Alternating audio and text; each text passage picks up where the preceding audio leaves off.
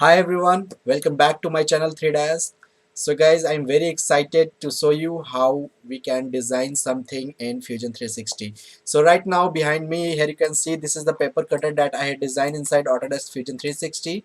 So uh, here you can see we had projected a Autodesk Fusion 360 logo here, and there are few instruction, and also uh, we had modeled this complete assembly into multiple parts. So if I will show you, here you can see this is the base body, then we got the back cap here, and then we got the blade here, then we got the blade clip here. So it has almost four parts, and in this video, if you watch the complete series of this tutorial, you will learn how you can create models like this, how you can assemble your parts or components, how you can apply some logos or decals on your 3D models like this. So this is the things you are going to learn in the complete series. Since this is going to be a little longer video, so I had decided to divide these videos into multiple parts. So there will be 3 or 4 parts of this video. So keep watching all the videos, and if you are just new to channel, don't forget to subscribe to my channel, and also keep liking my videos, because in creating such videos it takes lots of effort. So let's dive into Fusion 360 guys and start modeling. Hi guys, so we are now into Fusion 360. So right now on your screen here you can see that this is the default drawing with the name untitled is open. So before getting started, there are a few things that we have to set up. So the first thing is that we have to save this file on a correct location. For that we will go to our data panel. So we will click on here on the left top. Here you can see we'll click on here to see our data panel. So right now we are in wrong folder, not a wrong project.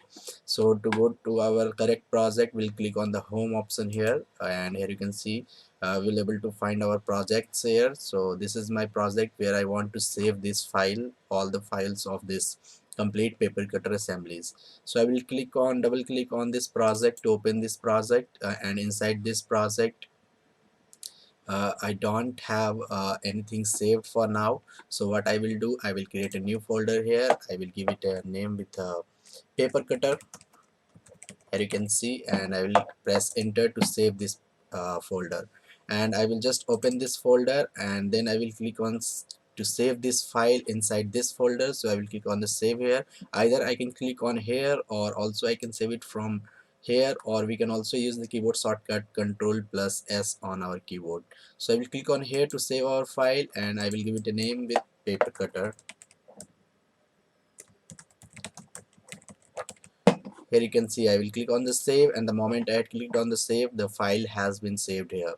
So the next thing, since the use of this data panel is over now, so I can close it from here, and now we are ready to start modeling. So before starting, we'll make sure two things, that our units of this design space is correct. So we'll expand it from here from the document setting, and we'll check that our units are millimeter. So right now my units are correct. If it is not correct, you can just click on here to change your units and select the right system of units. So for now it is correct, so I will leave it like this. And the next thing, that our design stage turned on. Here you can see at the bottom this panel is showing that my design stage turned on. So every time you have to make sure these two things. Okay, so we are now ready to create our first component. So we'll go on to the create panel here, and we'll click on the new component here, and here you can see by default the parent has been selected. So this has been selected already here. And the next thing, that we have to define the name of this component. So I will write the base as the name of the component, and we'll click on this. Okay, so here you can see the base component has been created. So inside this we are going to create all our modeling things like sketches on all the extrude and all these things inside this for the base picture. So we can, since also you can see that this has been activated by default, so it's good. Now we are ready to start our first sketch. So we'll activate the sketch tool from here, then we'll select the plane. So there are three planes here. You can see the top plane, the top plane, the side plane, and the front plane. So we are going to create our sketch on the side plane. So we'll activate the side plane. Here you can see the moment I had clicked on the side plane, all the tools are active now, all the sketch tools are active now, since we had activated our sketch tool.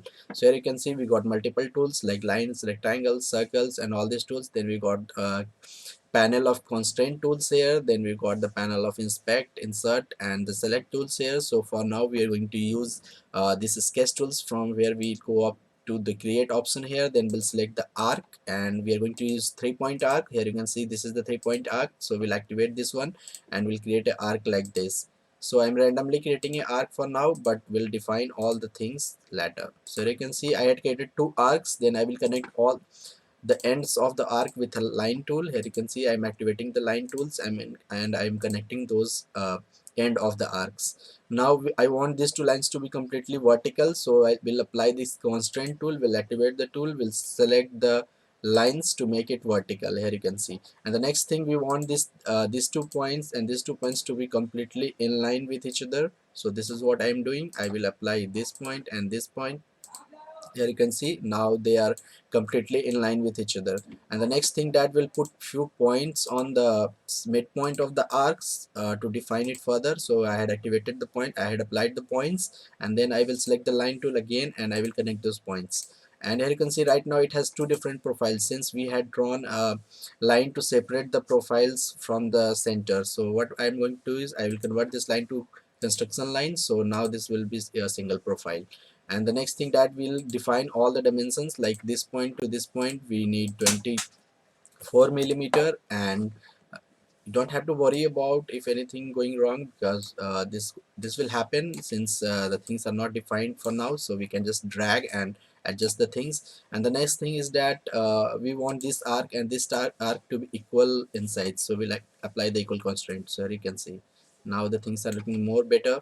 And the next thing is that we'll define this side, this one is 7 millimeters, and we'll define this point to point, this one is 12 millimeters. So here you can see our, now we have to constrain it with the origin. For that we'll apply the midpoint and we'll activate the origin and the line, and here you can see now everything has converted to some other color, that is black. So this means that the sketch is completely defined. And if I expand the sketch folder from here, you can see the small lock icon shows that my sketch is completely defined. So this is very good practice, that whenever you are doing any sketching for Fusion 360 modeling, always try to define your sketch completely. So now we are done with our sketching part. So what I can do now is I can finish the sketch, and we are now ready to give it a 3D shape, our first 3D shape. So now we are ready to extrude this sketch to give it a 3D shape. So what I can do, I can just click on this extrude tool from here. I can extrude it by a distance. This time I am making this uh, extruded in one side only, in a single directions, and I will just provide the dimensions here. I want 122.5. Here you can see this much of dimensions. This is in millimeter here. I want this to be extruded. So here you can see this is how we are getting the preview. And once we click on OK here, we are done with the extrusion. So here you can see we had created a base feature here. It's just a simple shape that we had created using a single sketch and extrude tool. So we'll move on to our next step. So this is what we have so far, and all the things are inside this base feature. So here you can see one more folder has been created here with the body's name, and inside this bodies folder we can find our body one. So this is our body of our base feature. So now we'll move on to the next part of our video, that will start creating the other features inside this. So if you have any doubt or any confusion up to this point, you can just comment below in the video. And if you are just coming first time on my channel, just press like and subscribe to my channel, and keep watching the complete series, so you will able to get the complete modeling flow or the process. Thank you, thanks for watching.